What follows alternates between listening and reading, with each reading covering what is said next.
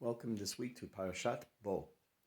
In this week's parasha, we learn the last three of the 10 makot: Arbe, Choshech, and Makat Bechorot.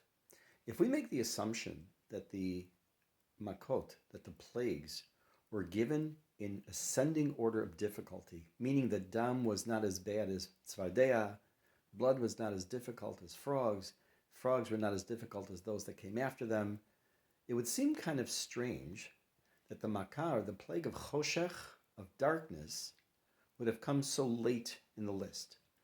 After all, if you had a choice of having your water filled with blood, frogs crawling inside your body filled with boils, or sitting alone in the dark for 3 days, I would imagine most people would have chose the others rather than choosing to sit in the dark.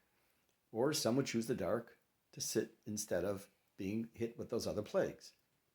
But most people, the average person, would rather choose sitting in the dark than having their bodies attacked. So why is it that the plague of choshech, of darkness, was the second to last plague, meaning it was one of the worst of all? In every other plague, the person who was the recipient of the plague, the Egyptians, they had someone they could share their pain with.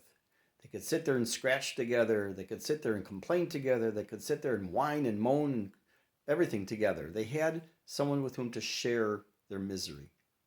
When it came to choshech, when it came to darkness, they sat completely alone, 100% by themselves, couldn't see anybody, couldn't hear anybody, and they sat in fear. They sat scared for 3 straight days. So not only were they afraid, not only they were alone, they had no one to share this terrible misery and fear with.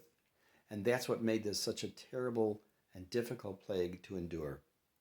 And that is why, apparently, it is one of the last plagues to be given to the Egyptians. Shabbat Shalom.